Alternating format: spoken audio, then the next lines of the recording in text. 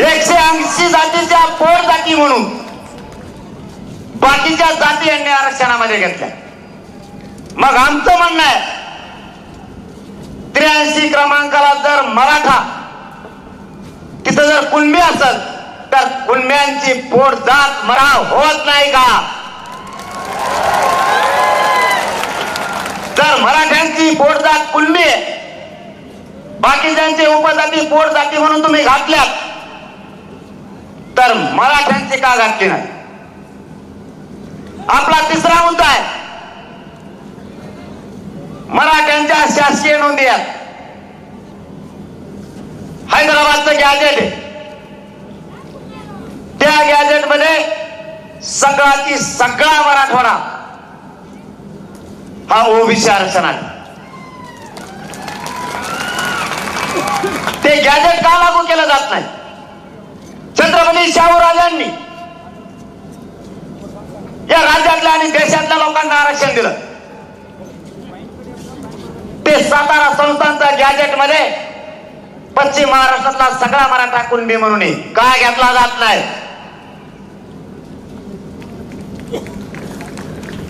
Bombay गव्हर्नमेंटचा gadget सुद्धा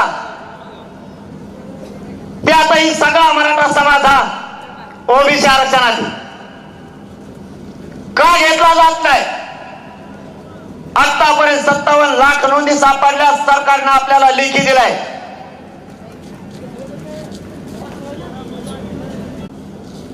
मराठ्यांच्या सरकारी नोंदी तरीही मराठ्यांना आरक्षण दिलं जात नाही आणि यांच्या कुणाच्याच सरकारी नोंदी नाही. असेच पळवाटाने आलेले सगळे मागून पुढून कुंकुन घुसले. तुमची कुणाची नोंद आहे का? नाही. तरी तुम्ही आरक्षणात आणि आमच्या नोंदी असून आम्ही आरक्षणात नाही. बघा उलटा न्याय. काल माझ्याकडे कैकाडी समाजाचं एक पथक आलं होतं, शिष्टमंडळ. त्यांनी सांगितलंय तुमचं तरी बरं आहे, आमचा लयच पचका झालाय. म्हणलं तुमचं काय झालं? आता आमचं तुरण ट्याका ना आणखीन तर तुमचं काय झालंय? ते म्हणले आमची एकच जाती कैकाडी समाजाची, 2-3 नाहीत, काही नाही.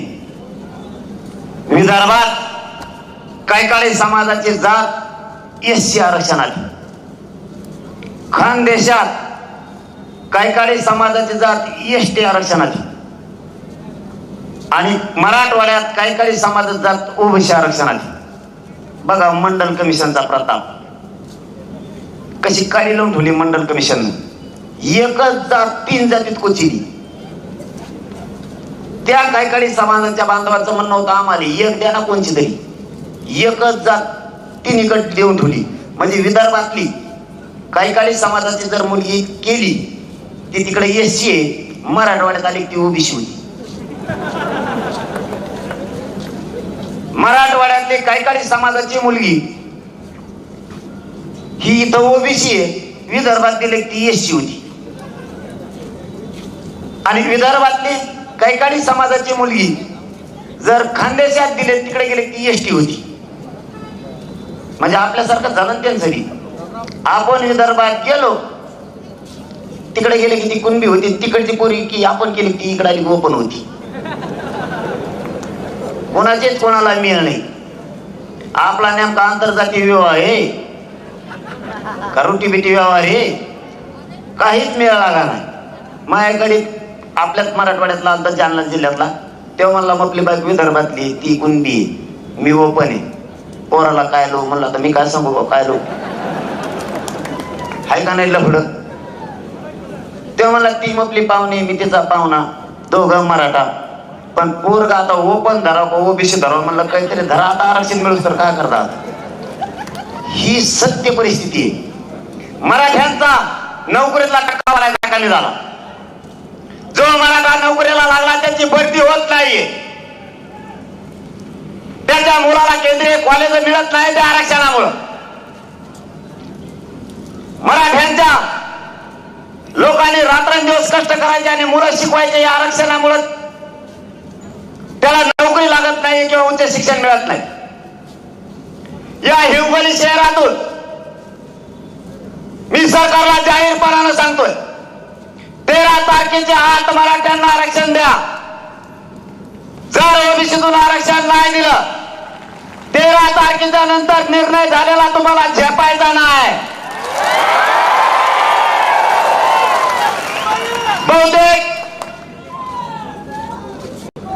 बहुतेक आपली बैठक मुंबईत होण्याची शक्यता आहे. मग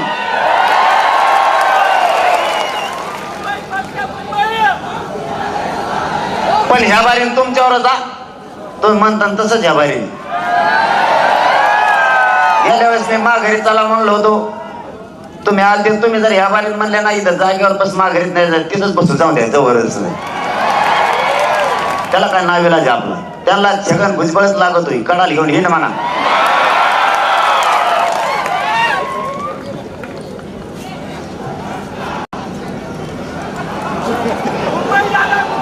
ती गेले कामातून, त्यांनी गेली टोळी तयार, सगळ्याला काम वाटून दिले त्यांनी. तू हे बोल, तू ते बोल, तू ते बोल, ते तू बोल आणि बाकीचं मी बोलतो. तो झाला मुकादम. तो तिथून इशाऱ्यावर काम फिरतो, पण त्याला माहीतच नाही आणखीन मराठे शांत आहेत तर आहेत. आणि एकदा का बाबा त्यांचा संयम सोडला रे बाबा,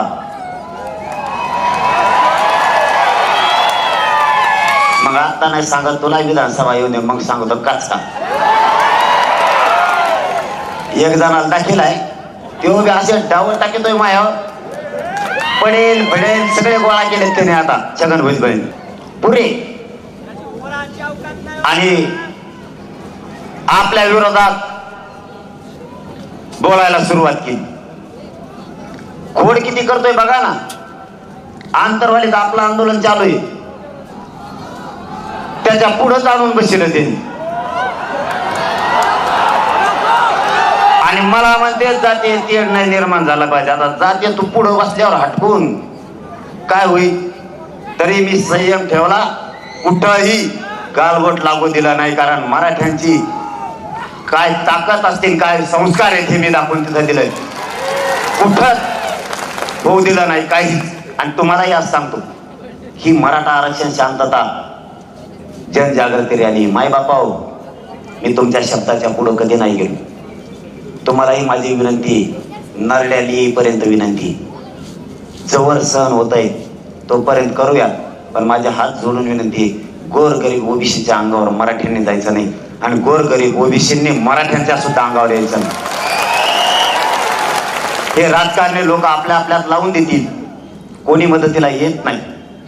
गोरगरीब मराठ्यावर आणि गोरगरीब ओबीसीवर केसेस होतील, कोणी 7-12 सुद्धा घेऊन येत नाही. छगन भुजबळला नाही कळणार, कारण त्याला वाटतंय तो जेलमध्ये जाऊन आला, सगळा ओबीसी जेलमध्ये गेला पाहिजे. ते त्यांनी असं पेरलंय ना भयानक की दंगली व्हावात म्हणून. मी तुमच्या साक्षीने तुमच्या मायबाप जनतेच्या पायाला हात लावून सांगतो, त्याचा कुठं डाव मी दंगल घडण्यात यशस्वी नाही होऊ द्याला, आणि पुढच्या काळात सुद्धा होऊ द्यायचा नाही. ते काही टाकी दे मला. तेव्हा तर मागा म्हणला, अय हालत आहे कस काय, तू आल्यावर हालायला लागला, आधीच हालत होतो. आधीच आरक्षण नाही बाबा, आरक्षण मिळून सर थांब, हालू नको बरं का, मला आधीच भेव वाटतंय. त्यांनी वेगळे तसं घेत नाही, हे असं ते बाबा दुमते तिमते केले सगळे. ते आता त्यांच्यात कानात बोलत ते म्हणतात, होय हे जरांगे पाटील काय रसायन आहे रे. ते म्हणतोय मीच पडून मला काय विचार तू, मला काही नाव ठेवते. ती कसलं कान दिसतं एवढं सखेचे, काय करायचं बघ छगन भुजबळ. मी कसला असं तुला काय, मला काय लग्न करायला तो सगळं तुला करायचं का. मी कसला दिसून दे नाही तर मी आपलं वजन असून दे नाही नसून, तुला काय करायचं तू तुला बघ ना. मी मग बघतो, मी पुढं येणार आहे. हा काय म्हणणं आहे तू, पण तुला नीट केलं का नाही. मला काहीच अक्कल नाही बोलतो या म्हणण्यानी. काही म्हणतात मला घटना कळत नाही, कायदा कळत नाही. शिकलेलंच नाही, 34 शिकलेलं आहे. अरे 4थीला मला 3 मार्क पडले, तुला काय करायचं? तुम्ही एवढे हुशार आहेत, तुम्हाला सगळ्याला पालत टाकून 1.5 कोटी मराठा आरक्षणात घातला का नाही? मी असू दे मराठ्याला मी येणार बरा आहे, तू मग शिकलेला आहे, तू तसाच राह. मी तुला करायचं काय कसला असून दे, मी पायावर नाही चालत टाकोऱ्यावर चालवतोय, तुला काय करायचं? काही काही तर ते मला काही म्हणतील, काही काही तर आता नवीनच लिहिले म्हणले काहीतरी मिथुनच आहे म्हणले. मी तुला काय करायचं? मी मिथुन असो नाही तर काही असो, तुला काही घेणं आहे का? पण खुटी कशी जाम ठोकले ते, कस काय उलटे पालटे केले सगळे, मस्ती जिरिली का नाही? तुला करायचं काय? तू तुझ्या जातीचं बघ, तुझी जात मोठी करायचं बघ, लोकांचे माप घेतो कशाला? आणि मग माप घेता घेता 26च्या धुऱ्या उताने करून घेतले. आता तर 200च्या करणार आहेत आम्ही. मग आमच्या नादी लागलं खलास 200 सुपडा साप कायम घरी, नुसतं जमिनीवर बसायचं, माती टोकरायची. मग कस काय पडलो, कस काय पडलो, कस काय पडलो, कस काय पडलो, दुसरं काही कामच नाही करायचं, नुसती माती टोकरायची. हा, मराठ्याच्या नादी लागले कार्यक्रमात. माय बापा एकजूट असू द्या, यांनी किती षडयंत्र करू द्या, सरकारनं अभ्यासात सुद्धा आपल्या विरोधात उतरलेत मराठ्यांचे, तेही बोलायला लागलेत.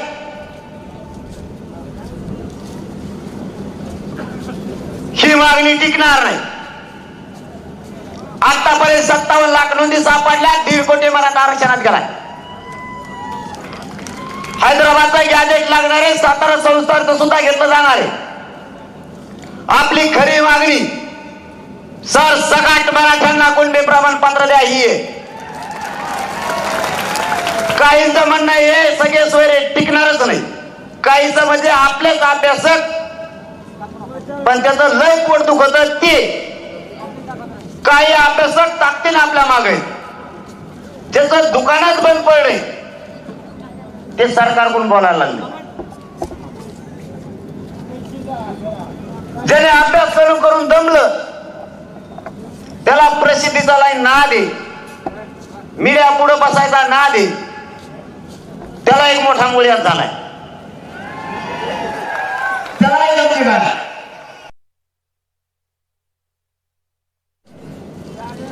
16% आरक्षण दिलं, मराठ्यांचं टिकून दिलं नाही.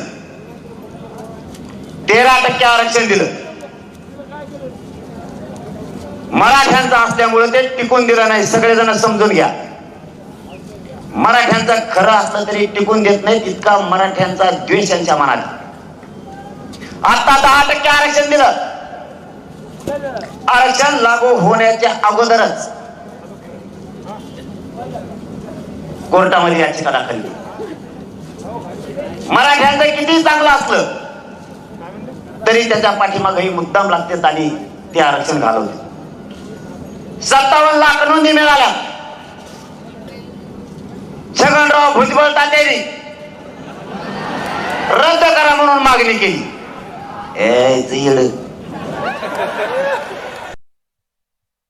सगळं जोडवायला लावायचं. मी तुला माहित नाही, त्याला माहित आहे मंडल कमिशन चॅलेंज होतोय, कोर्टात घेता येतं. 16% आरक्षण उडत. काय हरवलं तो?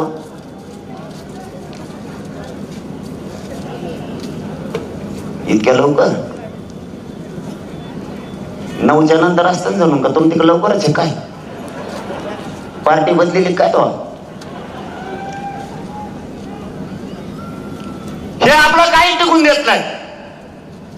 मुद्दा मराठ्यांवर अन्याय केला जातो. सगळ्या सोयऱ्यांची मागणी केली, अध्यादेश काढलेला एकदा मराठी वाचून बघा,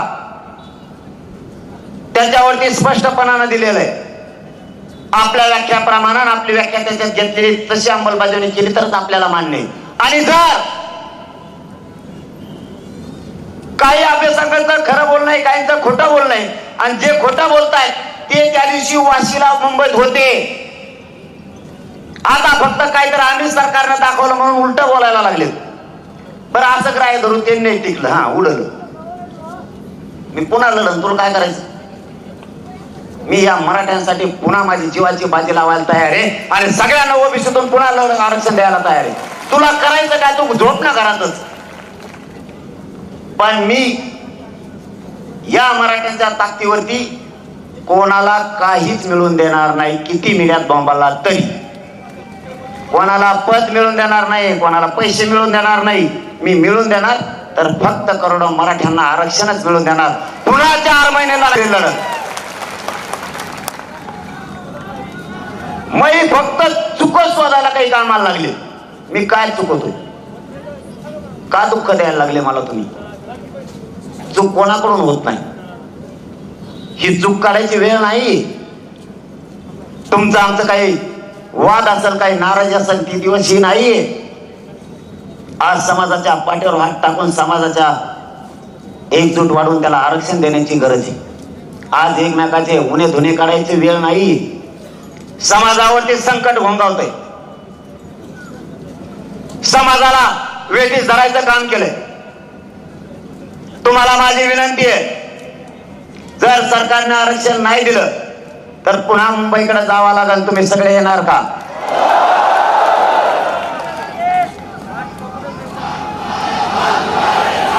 मोकळ्या मनाने सगळे एका आवाजात सांगा, जर मुंबईला जायचं ठरलं तर हात वर करून सांगा, येणार का?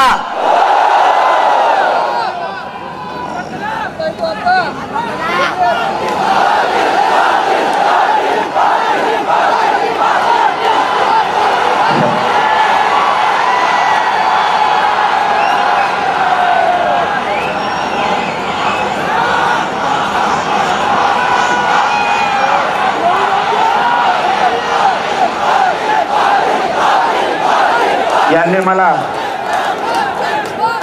शेवटचा मुद्दा सांगतो. या मला आणि माझ्या समाजाला घेरायचं ठरवलं. माझा मराठा समाज एकत्र आला. माझ्या बापाला, माझ्या भावाला भोगाला थोडा चढायला झाला.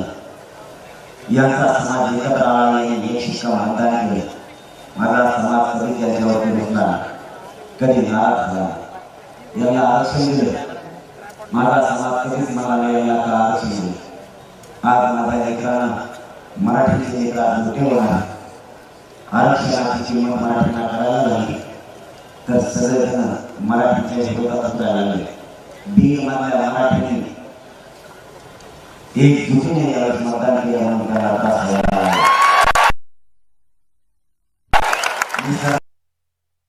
सांगतोय,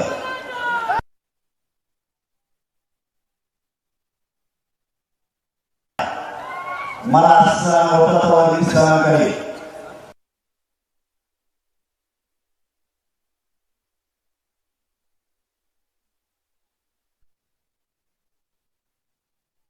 सहन होतं तर सहन करून येतात. जशाला तसं मुख्यमंत्र्यांना जाहीरपणानं सांगतो, मी माझ्या समाजाची हानी नाही होऊ देणार. माझ्या समाजाच्या मुलाला, माझ्या समाजाच्या मुलीला तुम्ही अडवून जर त्रास देणार असाल तर आम्ही उघड्या डोळ्यांना नाही बघू शकत. मराठ्यांना इथून पुढे सांगतोय,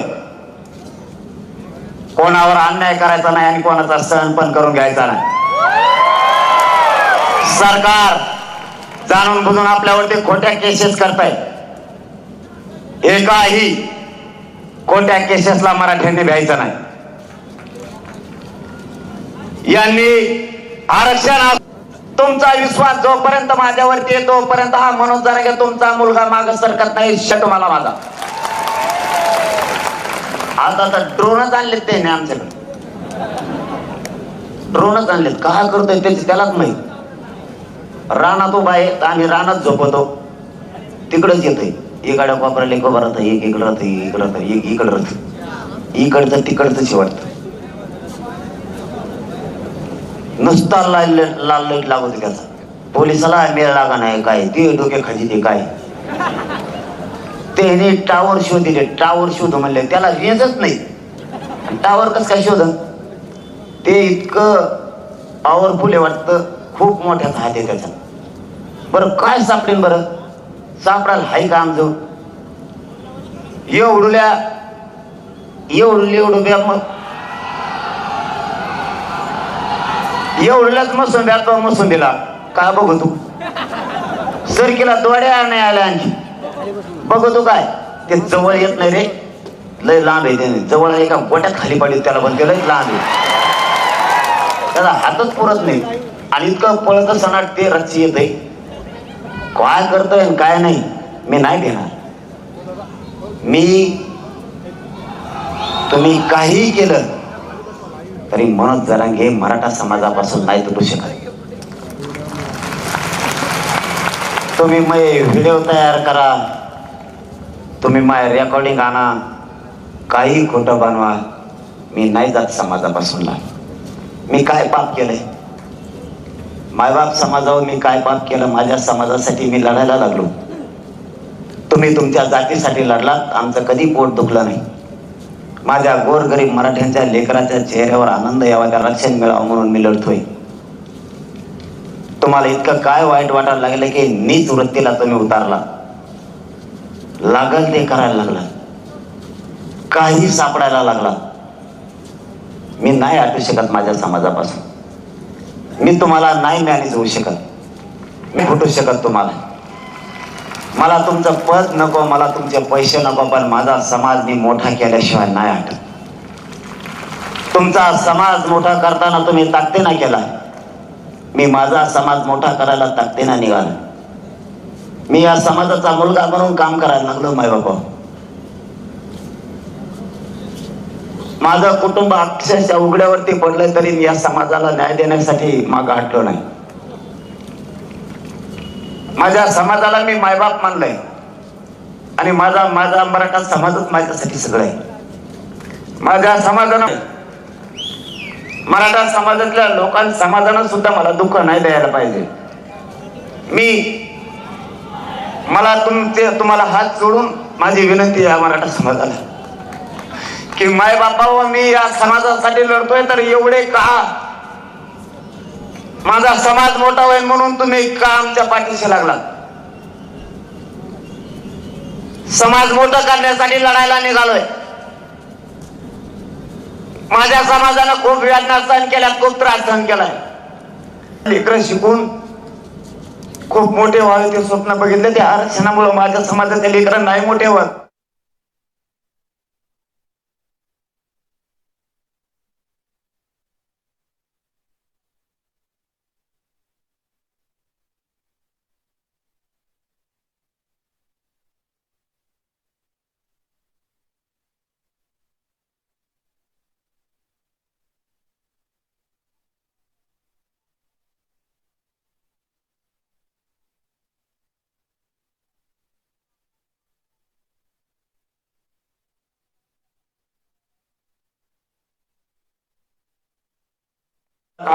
मला तुमच्या पाठबळाच्या आणि आशीर्वादाची गरज आहे.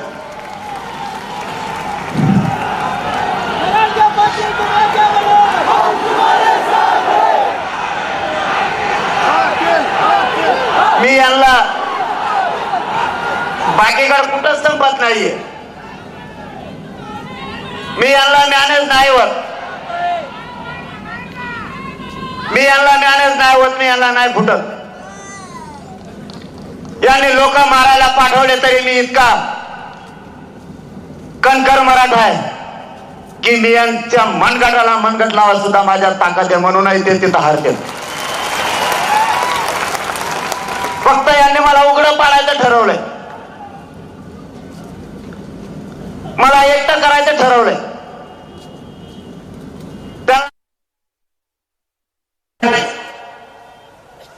मराठ्यांच्या लोक पुढे मराठ्यांना पत्रकारांना सगळं घ्यायला लावायचं.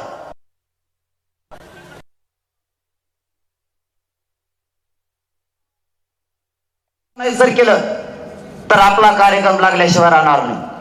काही करा पण या पोराला बदनाम करा. आणि आपले सुद्धा बिल लावण्यासाठी मराठ्याचे काही लोक आयुष्यावरती पत्रकारांना बोलतात. माझ्या सांगण्यासारखं माझ्याजवळ काही नाही. माझ्याजवळ पैसा नाही, प्रॉपर्टी पण नाही, आणि मी कोणाचा 1 रुपया घेतला बी नाही. माझं फक्त एवढंच स्वप्न आहे, माझ्या गोरगरीब मराठ्यांचे करोडो लेकर अधिकारी बनलेले, मला त्यांच्या अंगावर वर्दी चढलेले बघायचं, एवढंच माझं कट्टर स्वप्न आहे. आणि हे स्वप्न त्यांना खूप खुपायला लागले, त्यांचं पोट दुखायला लागले. याला हटवा, एक तर सरकार पडल, नाही तर हे आरक्षण देईल.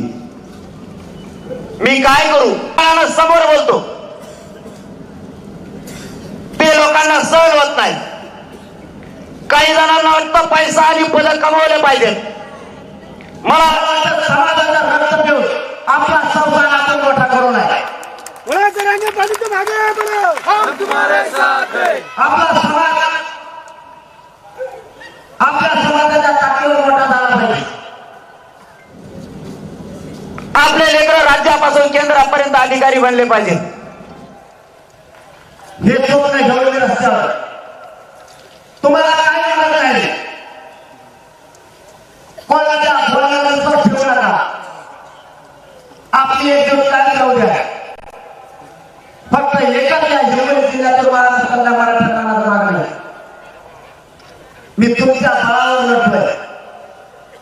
कुटुंब असं नाही नसतं तर मला तुमच्याशिवाय कोणी नाही. फक्त मला उडत करून देऊ नका आणि पाठवला असं आपल्याला जाऊ द्या. यांच्या छातीवर बसून तुम्हाला आनंद देतो.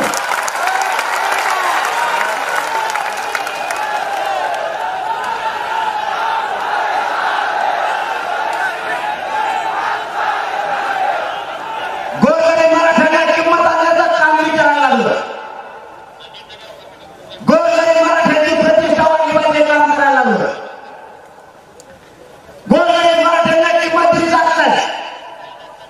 10% राजकारणी मराठी लागतील, पण 90% मराठ्यांचं काय? आणि ते 90% मराठी मोठे व्हावेत म्हणून मी ताकदीने संघर्ष करून काम करतो. माझं स्वप्न आहे, चपला सकट नेते तुमच्या पाया पडले पाहिजे. ही किंमत तुम्हाला आली. तुमच्या मतात आणि तुमच्या मताला विश्वासात घेतल्याशिवाय कोणतं सरकार पुढे गेलं पाहिजे हे मला करायचं. या राज्याची पावर गणेश मराठ्यांच्या हातात राहिले पाहिजे. हे काम आपल्याला करायचं. या राज्यात मराठ्यांशिवाय पानही हल्ला नाही पाहिजे, मराठ्यांनी सिद्ध केलाय. आणि पुढच्या काळात जर आपल्याला आरक्षण नाही दिलं तर राज्यातल्या मराठ्यांची बैठक घेऊन 288 उमेदवार उभे करायचे का 288 पाडायचे. एक दिवसभर बैठक घेऊन विषय फायनल करायचा. त्यावेळेस खऱ्या पाण्यातल्या सगळ्या मराठा बांधवांनी त्या दिवशी या, कारण जो निर्णय ठरला मी पुन्हा बदलत नाही. तुम्हाला विचारून ठरलं यावेळेस उभा नाही करायचे, पाडायचे तर पाडले.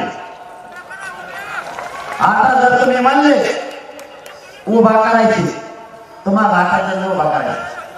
आणि तुम्ही जर म्हणले जवळ 200 पाडवट टाकायचे, पाडायचे म्हणून सांगायचे. याच्याबरोबर आणखी काम करायचं. ओबीसीचा जो नेता मराठ्यांच्या विरोधात काम करा, गोरगरीब मराठ्यांना चालतील, त्याला या निवडणुकीत काय पाहायचं म्हणजे पाहायचं. त्याला कधी निवडून द्यायचं नाही. आणि आपल्या तोंडातून एकदा आपण बोललो आणि आपली जर गोळी सुटली, ओबीसीचा नेता किती टक्के लोकांना पाडा म्हणून सांगायचं. किती पैसे वाटेल तू रेल्वे भरू ना, तुला जर नाही पाहिजे तर पुन्हा हे गोळी द्यायचो नाही. महाराष्ट्रातला कोणताही नेता माझ्या गोरगरीब मराठ्याला त्रास दिला की केवळ नेत्याच्या हातात राजकीय पावर ठेवायची नाही. पाळायचं म्हणजे पाळायचं, जसे मराठ्यांनी काही पाळले तसे. कुणाला कोणी दिली नसली तर राहिलेल्यांची विधानसभेत जिरणार म्हणजे जिरणार. पाळणारच. तू पेटाकडे येऊ, तू बोगस मतदान कर, तू काही कर, पाळणारच नसता मराठ्यांच्या खाली टाकून चालायचं. दादा तुले चांगला, तुले छान, तुले सुंदर दिसतो, नाही दिसला तरी म्हणायचं सुंदर दिसतो. मराठ्यांशिवाय आपलं धकत नाही व आपण दोघं मित्र येते गाण्याची भजे चालला नाही जाय त्याला मराठ्याला पुढं बोलायचं. तर तिला त्यांच्या धुऱ्या उलट्या झाल्या तशा सोया केल्याच म्हणून समजायचं. मग राज्यात कोणता नेता असतो त्याला हाय ह्यो दुखताना त्यांना तुझ्या मागे ठेवला होता. पहिला फुटा मारायला दुखताना त्यांना त्यांना त्याच्यातच फजित झाली. म्हणून सांगितलं महाराष्ट्रातल्या मराठ्यांच्या नादी लागायचं नाही. मुस्लिम समाजाला सुद्धा आरक्षण मिळालं पाहिजे का नाही मिळालं पाहिजे.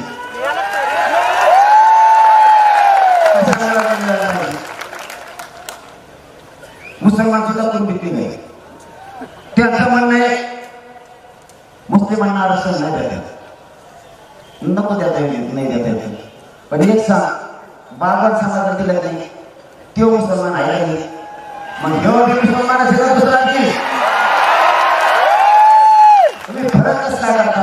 त्याचं म्हणणं आहे या बाबांना कशी शेती म्हणून त्याला जगत. अरे त्या बाबांना शेती पण दुसऱ्या मुसलमानाकडे वावर 2 एकर दिली त्याला वावर नाही त्याला तो देऊ का. ब्राह्मण समाजाचं विकून घेतली का ते घेते नाही घेते पण आपली मागणी ठेवून घ्या. ब्राह्मणाला काय आरक्षण मिळालं लोहार समाजाला मिळालं पाहिजे. ते घेते नाही ना काय घेणं आपल्या जनी घालणार माराडी गेले माराडी समाजाला मिळून आरक्षण मिळालं पाहिजे. जगत भुजबळ तुझ्यासारखं डुप्लिकेट आरक्षण नाही. या ओरिजिनल नोंदी त्या सांगितले ते नाव मारवाडी समाज मुस्लिम समाज खूप या आरक्षणात मिळाला. लोहार समाज राजपूत समाजाला एका आरक्षण दुसऱ्याने कशामुळे एका राजपूताला आहे दुसऱ्याने काय कारण ते मला दुसऱ्या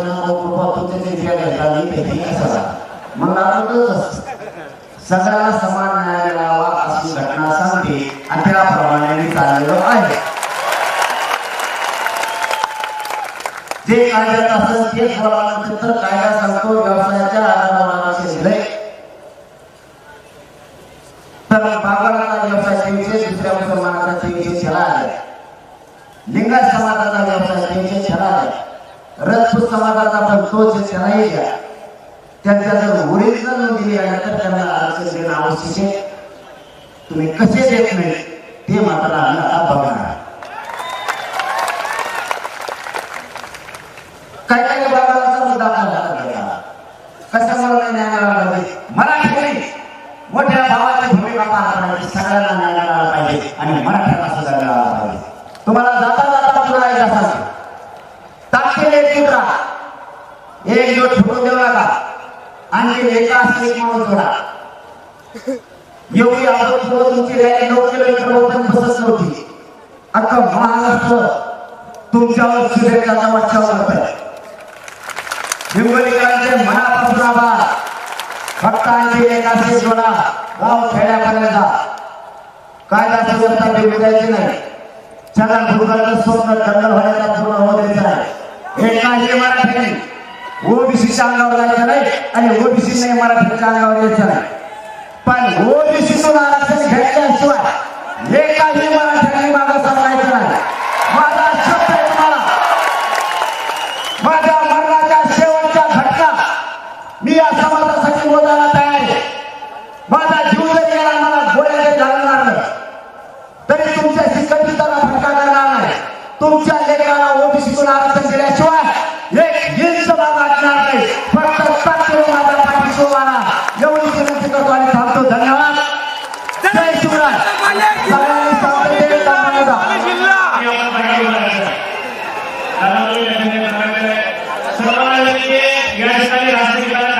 सांगणार आहे. दादा तुम्ही जागेवर उभा राहा, जागेवर उभा राहा.